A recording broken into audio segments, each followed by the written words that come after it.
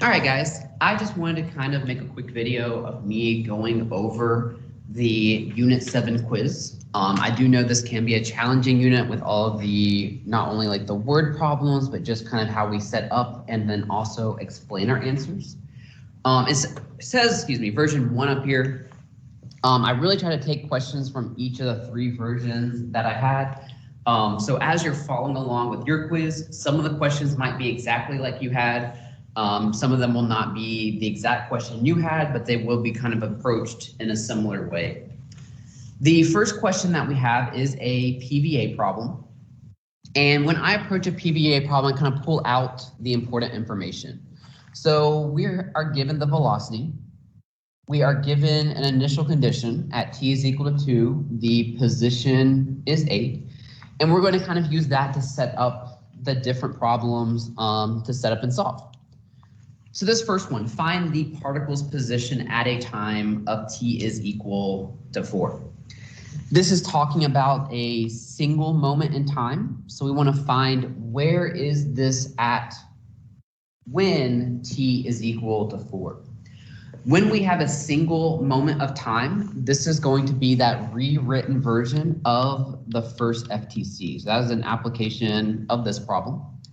So I'm basically looking for the position when x is 4. So thinking about this one, we look at the initial condition we have. The initial condition we have is 8.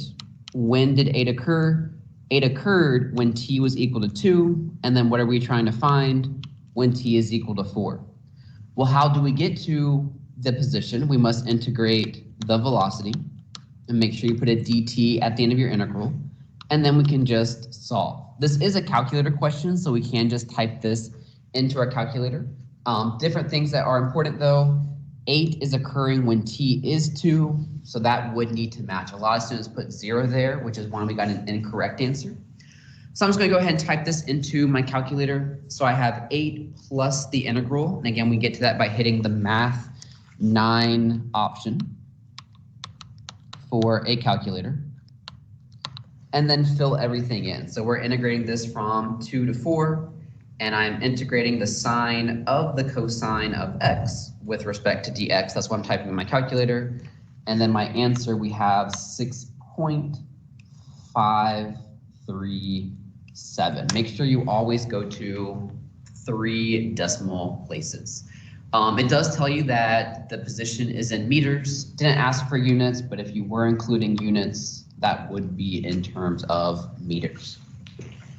Do want to compare that question. There wasn't one like this, but good thing to review.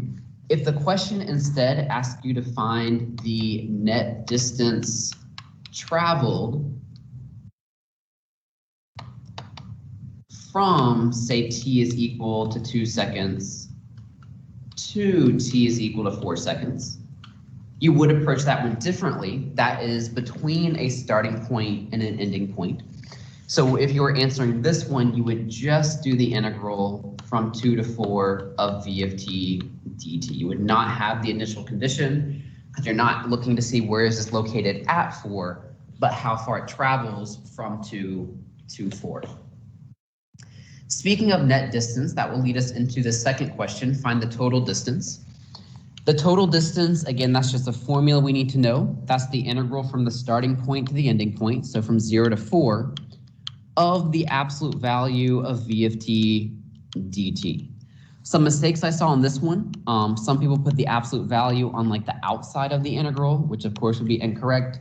Also, some people left off that dt. And I'm going to show you again how to get the absolute value in the calculator. So again, I'm going to do the integral first, math 9. And I'm integrating this from 0 to 4. And I want to do the absolute value of that function. To get to the absolute value, you're going to hit math and then scroll over to numerical and select absolute value. And then type in the function that you are dealing with. And this is the sine of the cosine. And again, your version might have had a slightly different function. And then doing this with respect to dx in the calculator, and again rounding to 3 places. So I have 2.445.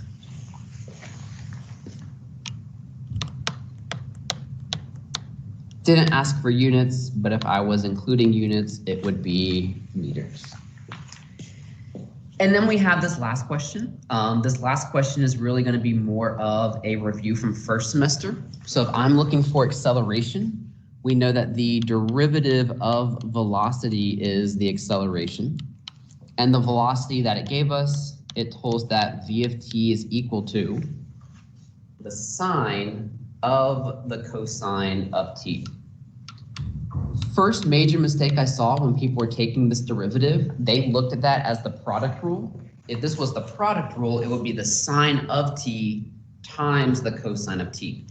But this is the chain rule. So when I'm finding the derivative, which again is going to give me the acceleration, I have the derivative of the outside, leave the inside the same, times, here's my chain rule, the derivative of the inside, which is the negative sine of t. I want to find the acceleration at 4. So for this particular form, it's going to be the cosine of the cosine of 4 times the negative sine of 4. And then I can just punch that into my calculator. So I have the cosine of 4 times the negative sine of 4. And the answer I get in my calculator, there are 2 I would allow here. If you're just writing down the first 3 decimals, you would have 0.600. If you're rounding, you would have 0.601. Either would be acceptable. Again, most people lost points because they didn't do the chain rule. They used like the product rule or just some entirely different rule altogether. Next question was one of the input-output problems. And so the first question says us to just simply find the integral from 3 to 5 c of td to the nearest whole number. And so if I'm looking at this problem, first step, we're just going to go ahead and use our calculator to find that. Again, that's just going to be a math 9. So I'm just going to go ahead and type it in real fast, math 9.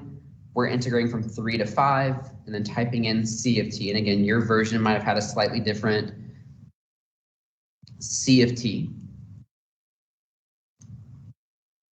And that gives me, for this version, 233.641.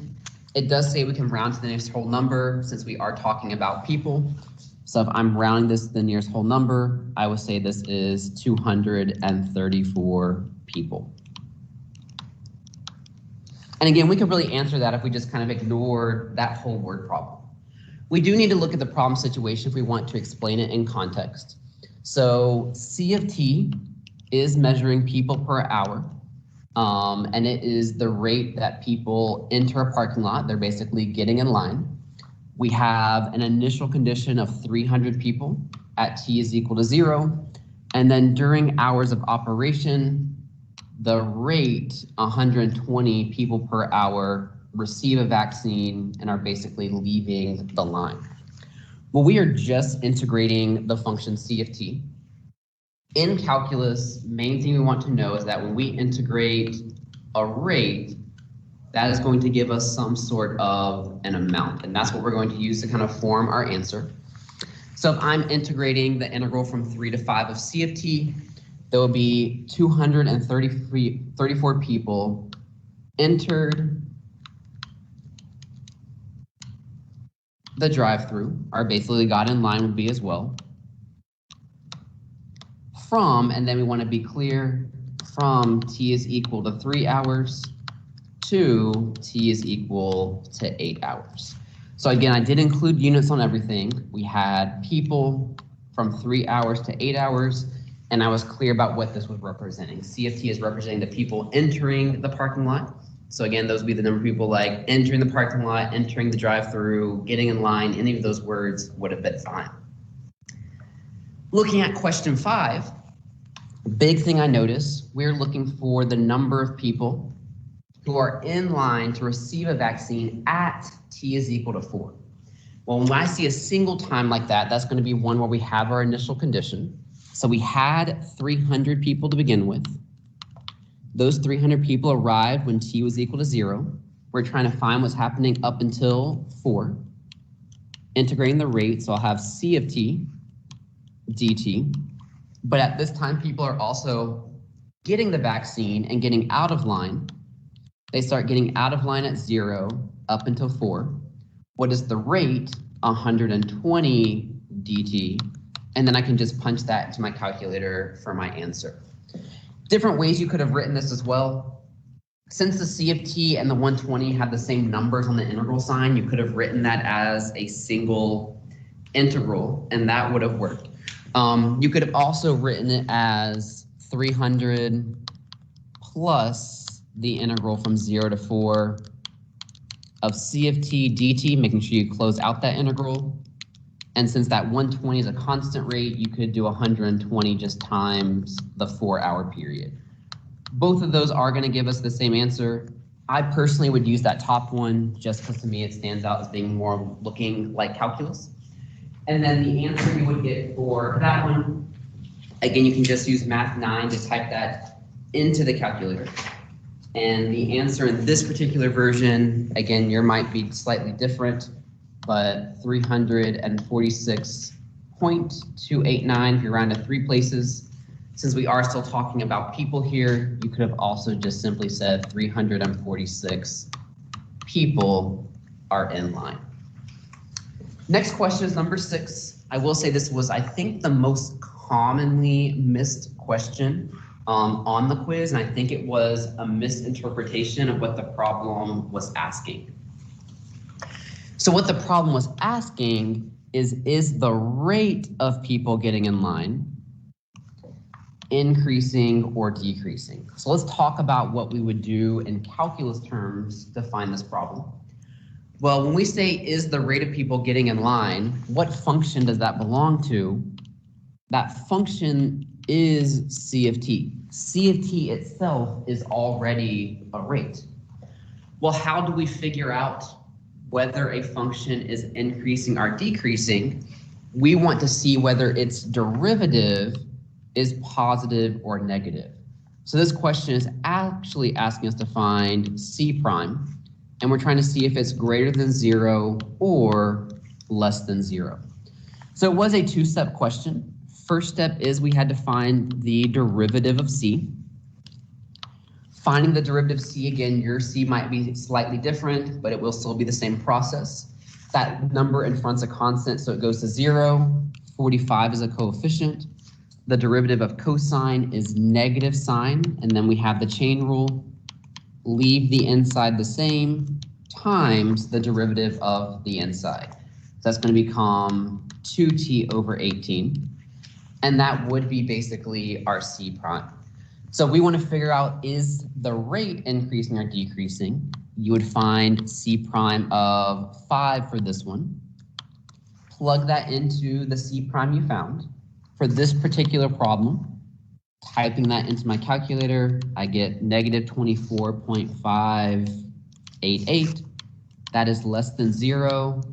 So the rate is decreasing. And that's how you should have answered that question. I did type off to the side. This is actually what most students found. I do want us to be able to compare them. So again, the question was asking, is the rate of people increasing or decreasing? Most students, and you might be one of them, actually answered the question, is the line increasing or decreasing? Well, if I'm talking about the line increasing or decreasing, then we're going to use a rate to answer this question, the rate specifically of the amount. When the question is worded this way, and we're talking an amount increasing or decreasing, this is when we want to compare the rate in with the rate going out. What will be the rate going in? That's going to be c of 5, not c prime of 5. The rate out would be that constant, and then we could just evaluate it at that time. So again, if I'm just going to plug it in, c of 5 would be that 90 plus 45 cosine 5 squared, so 25 divided by 18, which for this particular problem ended up being 57.5 0.143, which is less than 0. So for this one, how I would have answered it, if this was the question, the line would be decreasing. But again, we do want to kind of keep it straight in our head. There's a difference between the rate of people getting in line and the amount of people in line increasing and decreasing. And then this last question, I did see a lot of different answers for this one, some very, very close to the right answer, some a little bit further off.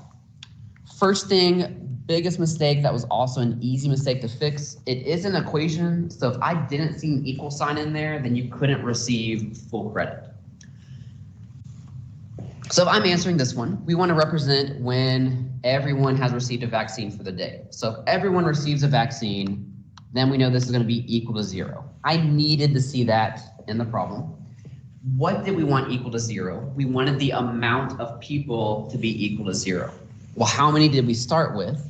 We started with 300 people, plus we had the people getting in line. People started getting in line at 0. People stopped getting in line at 8.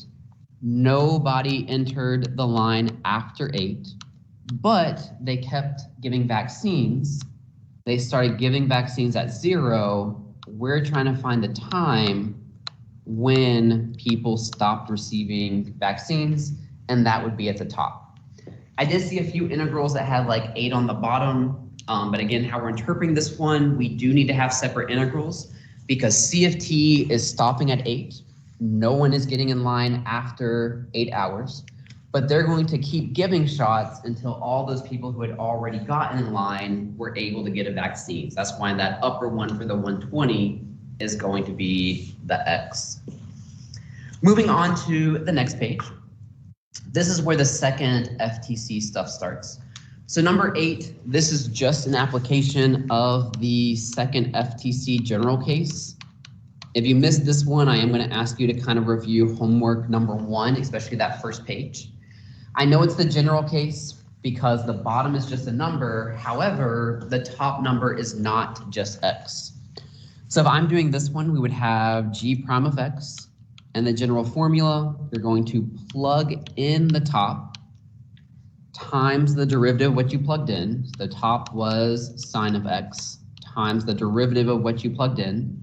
The derivative of sine is cosine, minus plugging in the bottom times the derivative of what you plugged in. The bottom is 7, and the derivative of 7 is 0. So simplified for this one, you have G prime of X is equal to the cosine squared of the sine of X times the cosine of X. And then to answer this question is asking, hey, is G increasing, decreasing, or neither? So we are looking for the sine of G prime. So we are going to have to use that G prime we found above. Well, what would G prime of pi be? That's going to become the cosine squared of the sine of pi times the cosine of pi.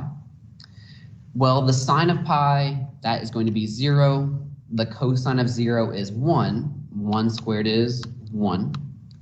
Cosine of pi, that is -1. So G prime of pi is equal to -1, which is less than 0.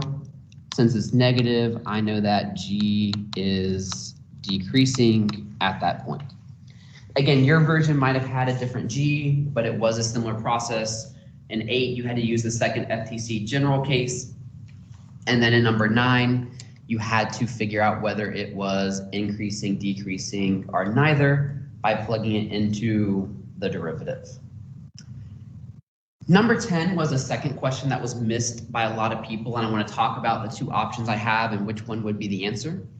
So we have the rate of fuel consumption is a rate, and we see that in a table. So P of T itself is already representing a rate.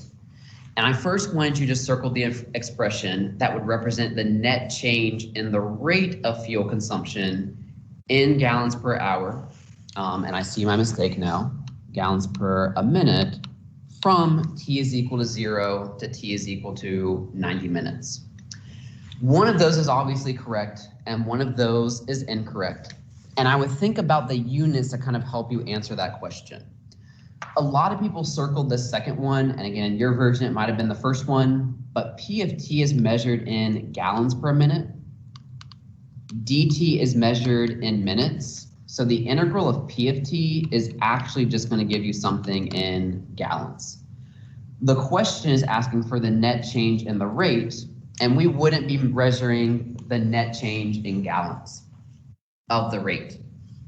The answer we're actually looking for is going to be this first one.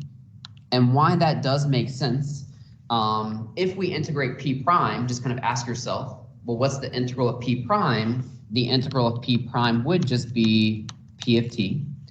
How do we find an integral? We plug in the top minus plugging in the bottom. So that integral of P prime literally means the same thing as P of 90 minus P of 0, which that expression would represent the net change in fuel consumption. So how much fuel was used at 0, subtracted from how much fuel the rate was at 90. How could we answer that one? That would just come straight from the table. P of 90 is 80 for this problem, and then P of 0 is 30. So we would have 50 gallons per a minute. Many of you, no matter which one you circled, did at least find a Riemann sum, but do realize the Riemann sum would only be used for that first one, which wouldn't represent gallons per minute. It wouldn't represent a rate. It would represent the amount. If I change the question and ask you to find the one that represented the amount of oil consumed, of fuel, I should say, the amount of fuel used from t is equal to 0 to t is equal to 90 minutes, the amount of fuel would be that integral of P of t. And that's why kind of what we did when we did that very first day of the first FTC was kind of important, because we wanted to kind of be able to analyze those units to figure out what matched.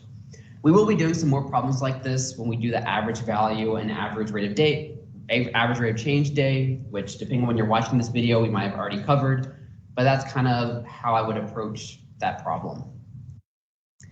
And then moving on to the last set. This is the graph of F. And I fixed that for those of you who are at home. So this was the graph of F, and we wanted to answer questions about G, which is the integral from 2 to x of f of t.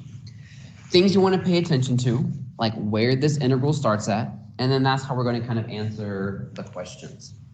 I am going to do a number 11 twice. Some people had integrals that would be moving forwards, and some people in their version had integrals that would be moving backwards. So I did want to kind of do them both. So if I'm looking at this question, g of x is the integral. So if I'm doing g of 4, that literally means the integral from 2 to 4 of f of t dt. Well, if you're going from 2 to 4, that is just a triangle. 1/2 base times height, 1/2 2 times 1, which is just going to give you 1. If we're looking to find g prime, we can use the common case of the second FTC, because the bottom is just a number and the top is just x. So literally g prime of x is the same thing as f of x. So if I'm looking for g prime of 4, that's literally the same thing as f of 4. What is f of 4? 0. And then kind of following that process, if g prime is f of x, then just taking the derivative, g double prime is the same thing as f prime. Well, what is f prime? F prime is a derivative. We're basically going to be looking for a slope. So I'm looking for the slope at x is equal to 4. Well, this is a line, and we can easily find the slope of that line. Rise over run, it looks like it goes down to over 4, which reduces to -1/2.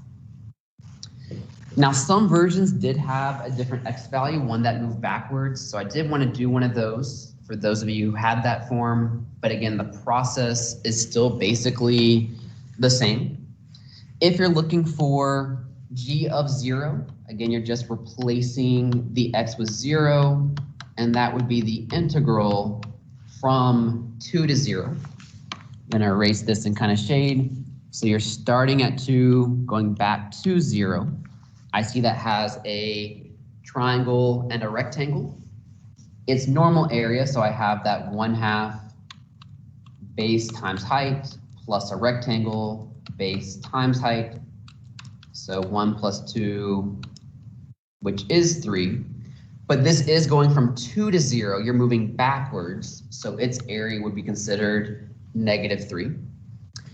G prime of 0, again, that would be the same thing as f of 0 using the second FTC. What is f of 0? F of 0 is 2. So then G double prime of 0 would be f prime of 0. Well, f prime of 0 would be the slope at 0. But if you look at 0, that is what we call in calculus a corner or a cusp.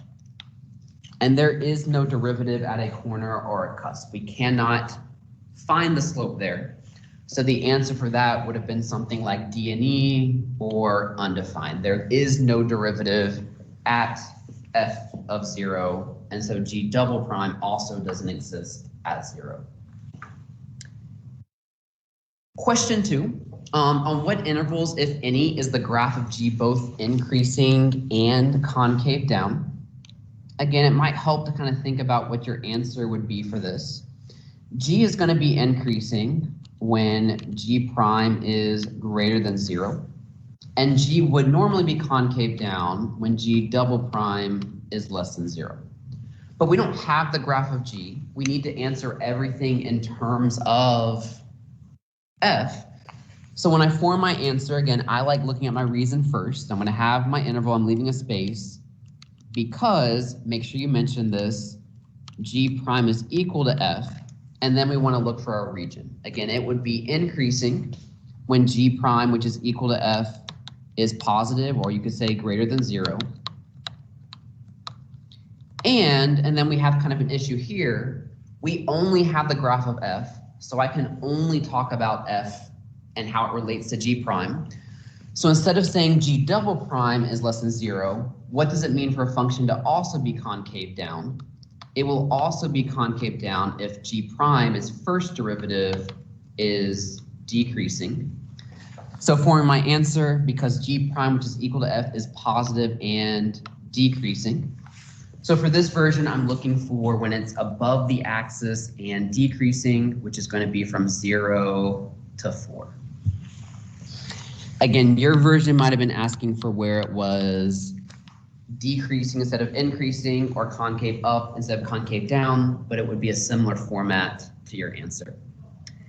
And then last one on this page, find the equation of the line tangent to the graph. Let's remind ourselves of the generic tangent line formula. So I have y minus y1 is equal to m times x minus x1. x1 and y1 are going to be coordinates on the graph. So I know that x1 for this problem would be 4. What is the y coordinate when x is 4? We are talking about the tangent to the graph of G, so that's going to be what G of 4 is. The slope is going to come from the derivative, so that would come from G prime of 4. And no matter which version you had, I did it purposely so this x value matched the answers you found in number 11.